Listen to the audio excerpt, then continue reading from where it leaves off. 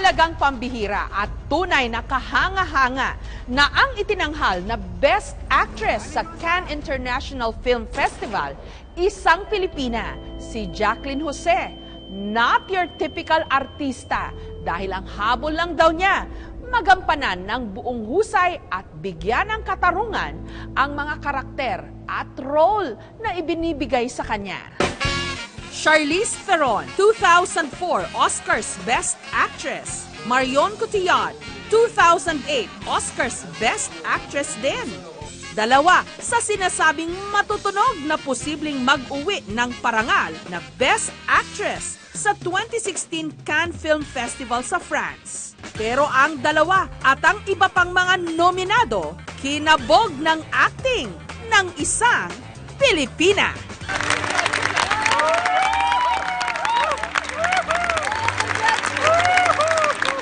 Our very own Jacqueline Jose. Hindi lang siya ang kauna-unahang Pilipino na nanalong Best Actress sa Cannes.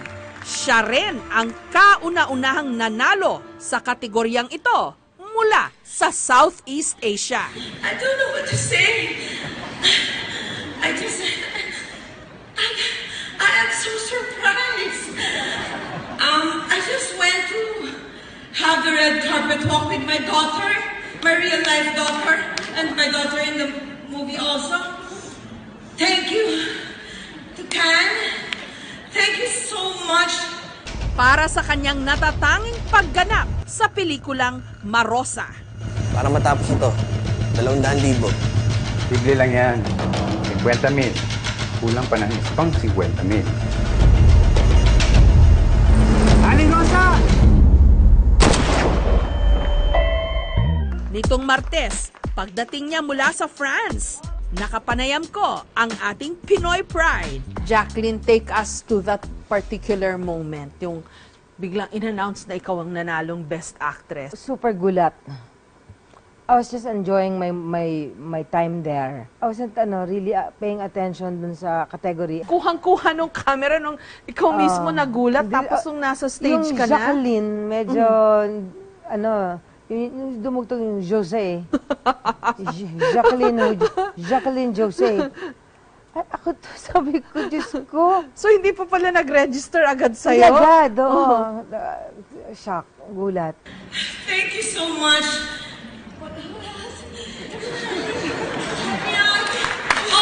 I would like also to share this recognition to all the Filipinos who are here now, to my daughter, to Brillante, to my countrymen, to the Philippines. Ms. Jose, Jacqueline, we're very proud, together with the nation, that you have won a very, very prestigious award. Ang pelikulang Marosa tungkol sa isang ina na may-ari ng sari-sari store sa isang mahirap na lugar sa Maynila.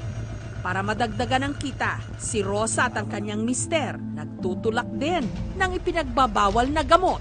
Kasi bagay sa kanya yung role, lalo-lalo na yung karakter na kailangan tindera siya ng sari-sari store. At saka sa pagkakilala ko sa kanya, gusto ko yung natural na acting. Although hindi talaga ako nag-provide ng script sa kanila. Yun ang maganda kasi dahil magkakilala na kami ng mga style, so hindi na namin kailangan pang mag-usap ng mahaba. Kasi deserve it. Yan. Oh, so sarap. Kilala sa kanyang markadong pagganap si Jacqueline Jose. Mapadrama, horror o comedy, minamani niya. Oo, Antoneta. Sinisiguro ko naman sa'yo, hindi tayo maghihiwalay ng hindi ka patay.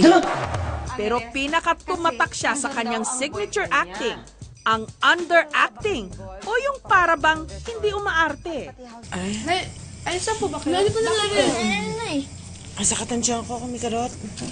Po? Parang mga anak na ata ako. Po? Ay, bilis.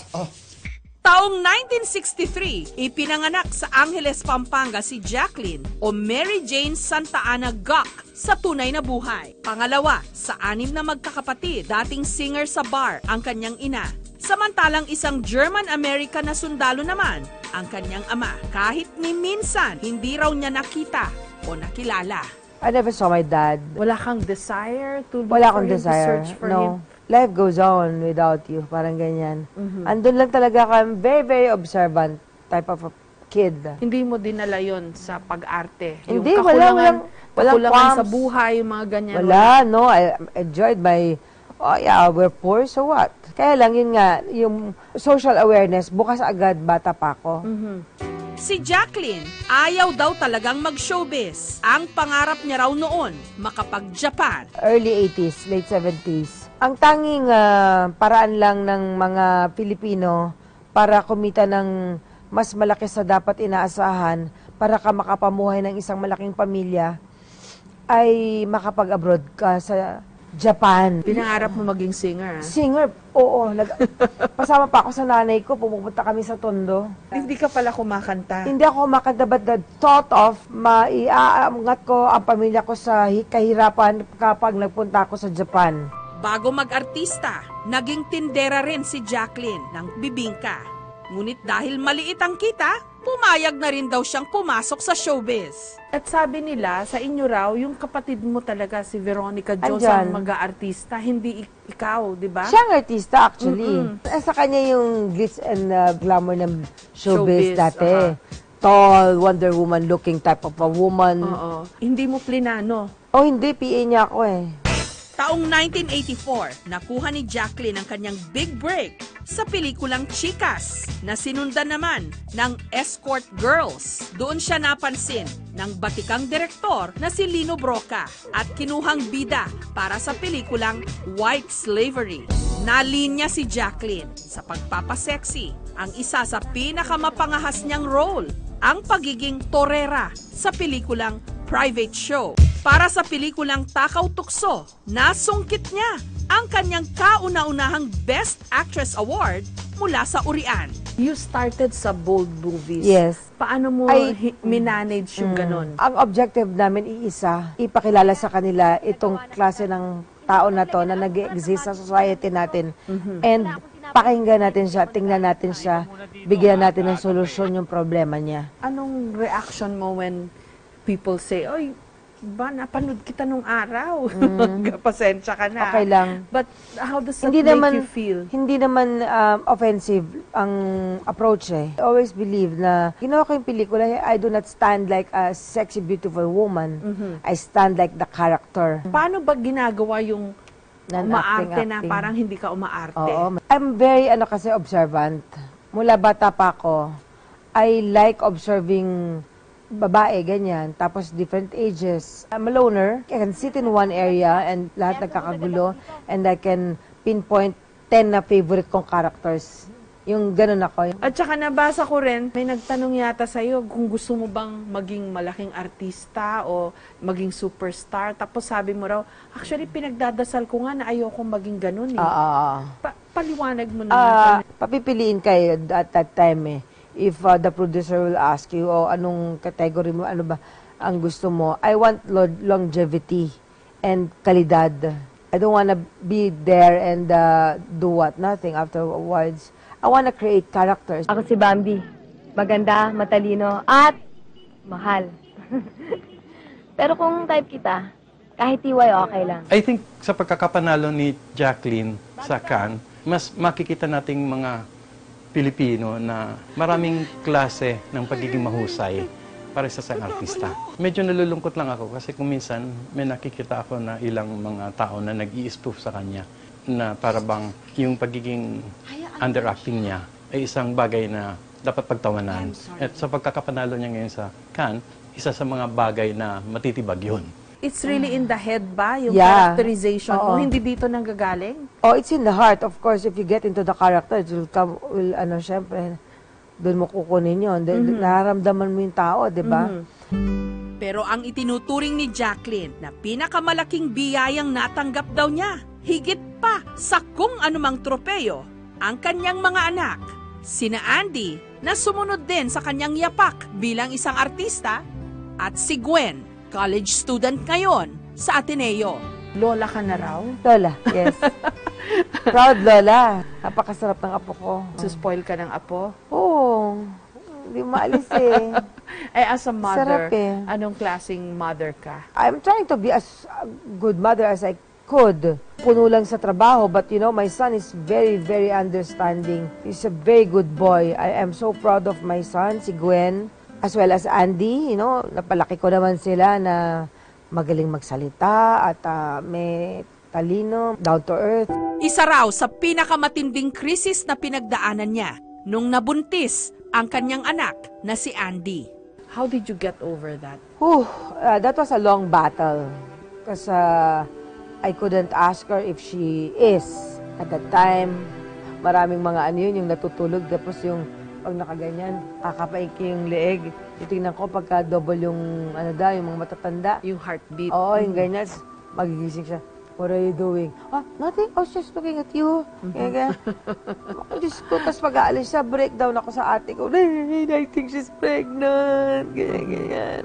Until finally, nalaman namin, and then, buong pamilya ko sumuporta sa kanya. Mahirap sa isang ina na makita yung anak, na lumulugmok, na bumibigay, tapos buntis. That, for me, is my saddest part of my life. Yun ang pinakamahirap na krisis ba? At one point, I saw my daughter. Pero naman, nung lumabas yung apo mo.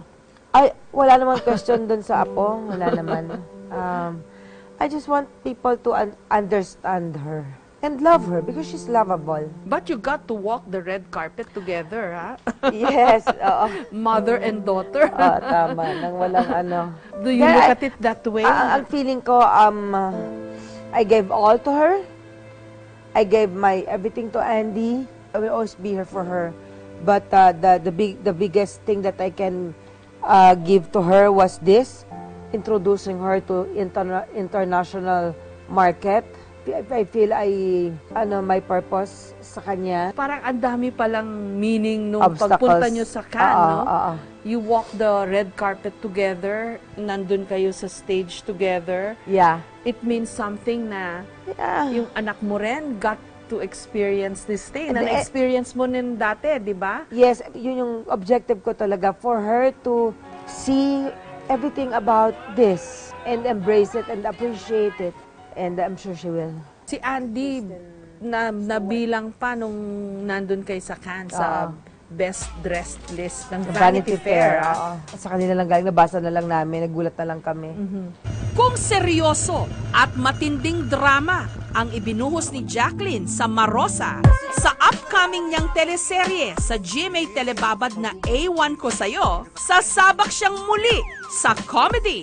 Siya ang gaganap na Digna, ang boss na nakakatawa at nakakatakot. Going up?